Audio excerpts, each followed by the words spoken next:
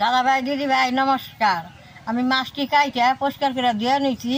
আজকে পুঁটি মাছ দিয়ে আর এই বরডি দিয়ে আমি তরকারি বানামু। এইরকম পুঁটি দিয়ে আর শুকনা বরই দিয়ে তরকারি খাইলে খুব ভালো লাগে। আমি কিভাবে বরই দিয়ে তরকারি বানাই আপনারা দেখবেন। বরই দিয়ে ভিজিয়ে রাখছি, ভিজলে ফুলে উঠবো, তরকারি বানাইলে ভালো লাগে। পুঁটি মাছটা নমন হলদিতে মাইকে বাইজা নেবো।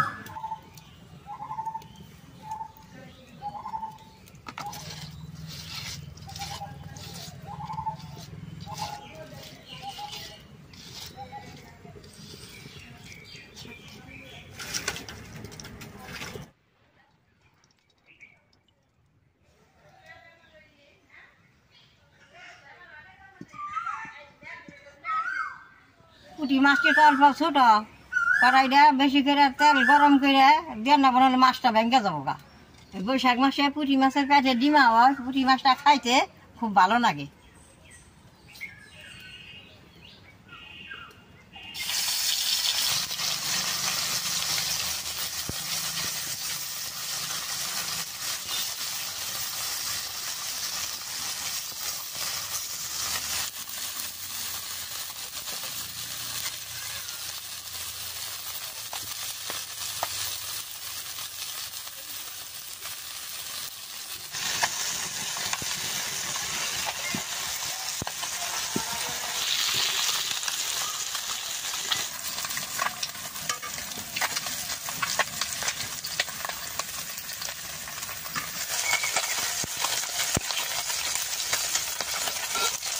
মাছটা ভাজা হয়ে গেছে, মাছটা উঠিয়ে নেব।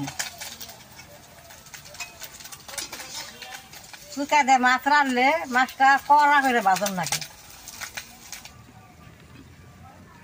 পুরো যে সোমবার দিবার নিকে এই মাছ ভাজার তেলের মধ্যে আর অল্প তেল দিয়ে দিন।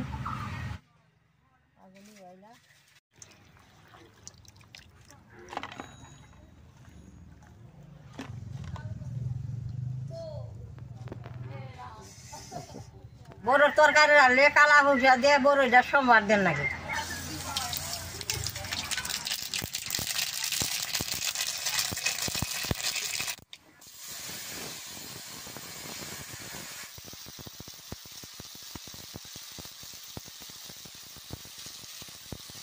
মরিচটা দিয়ে দিলেন, লবণটা দিয়ে দিলেন, আমদিনি গুঁড়া হবে ফাঁকিটা দিয়ে দিলেন।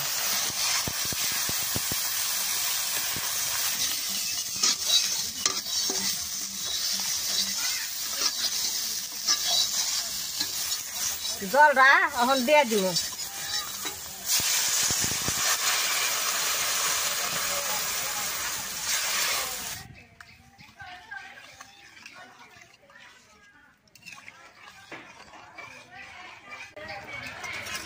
সবটা দিয়ে দিলাম।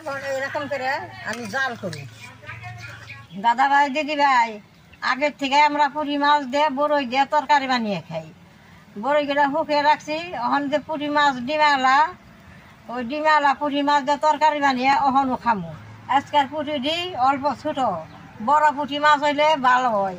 আজকে বড় পুঁটি মাছ পাইলাম না।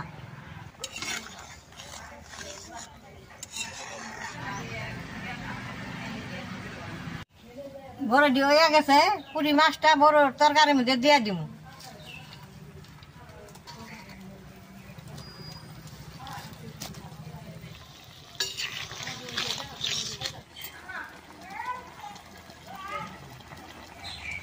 তরকারি হয়ে গেছে গা, মাছটা দেওয়ার পর বেশি নাড়া দেন যাবো না, মাছটা ছোট ভেঙে যাবো গা। ভাই দিদি ভাই তরকারিটা হয়ে গেছে, এখন আমি নামাই নিব।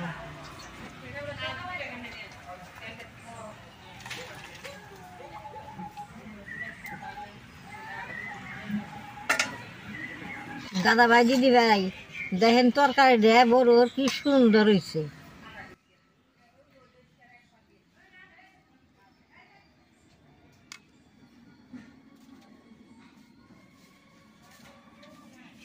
বড়োর তরকারিটা রান্নলে বেশি টাইম লাগে না, অল্প টাইমে হয়ে যায়। যে রান্না করছি দেখছেন কি সুন্দর দেখা গেছে। এখন আমার খাইবার মনে হয়েছে, আমি এখন ভাত খাবো না, বড়ই তরকারি আমি এমনি খেয়ে দিই কিরকম হয়েছে।